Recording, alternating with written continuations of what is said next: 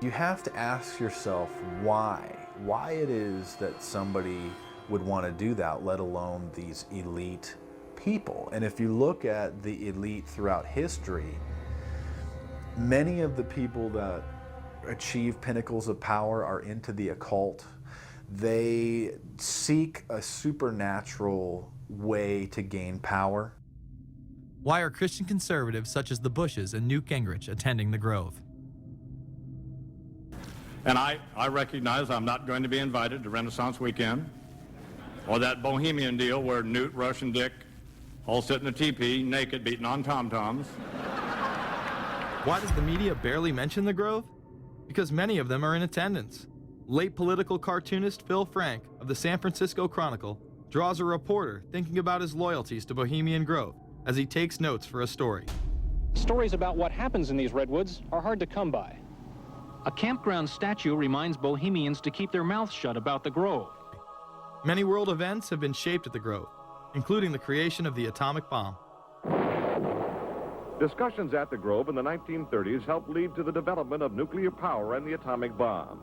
Every Republican president since Calvin Coolidge has been a member, as well as many Democrats, including Jimmy Carter.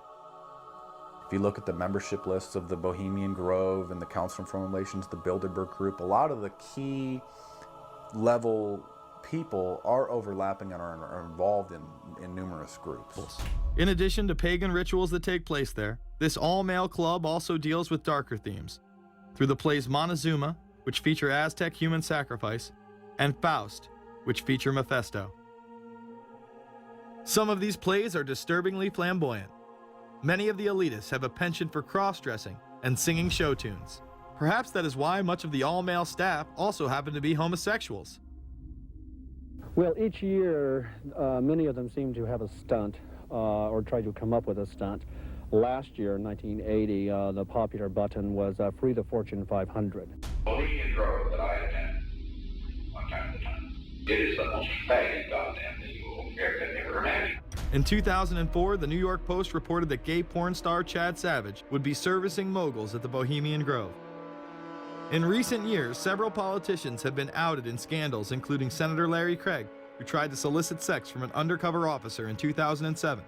Even more shocking, it was revealed in 2004 that right-wing blogger James Guckert, who had unprecedented access to the White House during the Iraq War, was actually Jeff Gannon, a madam and male prostitute for MilitaryStuds.com. During his 2 years writing for GOP USA and Talon News, Gannon officially made over 200 appearances at the White House. Oddly enough, over 24 of these visits would take place when there were no scheduled briefings. He failed to check in or out with the Secret Service on many other occasions, coming and going as he pleased. These type of activities are not new to the White House. In 1989, headlines involving call boys in the White House rocked the cover of the Washington Times. The Washington Times reported today that unidentified White House aides in the Carter, Reagan, and Bush administrations now are being investigated for using the services of a call boy ring. The paper reports that 2 of the male prostitutes were given a late-night tour of the White House last year. Hundreds of credit card receipts obtained by the Washington Times confirm that its clients were key officials of the Reagan and Bush administrations, military officers, congressional aides, and U.S. and foreign businessmen with close social ties to Washington's political elite. This ring extended beyond the White House and into Congressman Barney Frank's bedroom. Barney Frank, one of 2 openly homosexual members of Congress, acknowledged having used a male prostitute, whom he then hired as a personal employee. The man had keys to Frank's basement apartment on Capitol Hill. Frank paid him approximately $20,000 out of his own pocket to be his housekeeper and driver. But as first reported in today's Washington Times, the man was on probation for sex crimes and a drug conviction, and he ran a prostitution business out of Frank's home.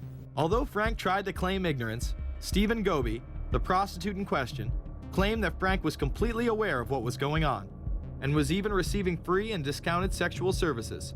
The fix seemed to be in.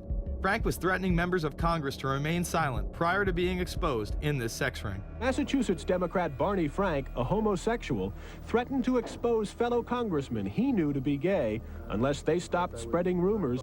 Questions stopped and Frank walked away with a slap on the wrist. Some members of the Ethics Committee were disgusted. Do we tolerate, do we condone a member of this body who knowingly permits a house of prostitution to be operated out of his residence. You have just heard one of the most edited, selective garbage that has ever been put forth, in my opinion, in this House. Again, we see people of the highest levels of power involved in the most repulsive and decadent of crimes. They couldn't care less about the code of conduct that's taught in all major religions about treating others the way that you want to be treated. And then they masquerade, they put this false front on that they're like everybody else, because your average person wants to do right, believes in some sort of a karma, believes in some sort of a divine justice in the universe.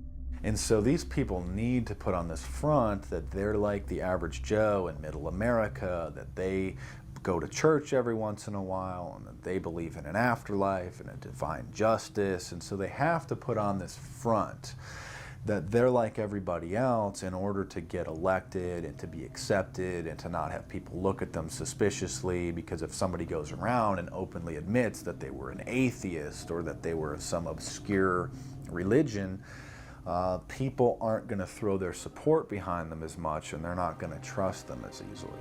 The reality of this behavior is never revealed to the public, as the media keeps any revelations quiet. Unfortunately, these type of activities continue to this day. Florida Congressman Mark Foley chaired the House caucus on missing and exploited children and went on television praising Chris Hansen's To Catch a Predator series. The Dateline piece has probably done more than any law we can create. Foley was later caught attempting to have sexual relations with numerous underage pages. Congressman Mark Foley, the man who championed the Child Protection Act of 2006, resigned after inappropriate emails and instant messages surfaced that he sent to former congressional pages. Once more, no charges were even filed. Foley himself has checked into rehab. No one has been charged with any crime. The predator class acts like Roman emperors, indulging in excess that includes sex with young boys while portraying themselves as men of the Lord. The insanity is that we have allowed an interwoven elite criminal class to rule over us while posing as the saviors of the planet. We have learned they will stop at nothing to achieve their goals and are not held accountable for their crimes. They prey on the system rather than protect it. This is not a new world order of peace and prosperity. It is not a world government to save the earth. During difficult times, we must remain ever vigilant against seemingly positive solutions imposed to suit their aims. Crises there will continue to be. In meeting them, whether foreign or domestic, great or small, there is a recurring temptation to feel that some spectacular and costly action could become the miraculous solution to all current difficulties. We are threatened by a superclass that control the flow of information and hide technology from the public.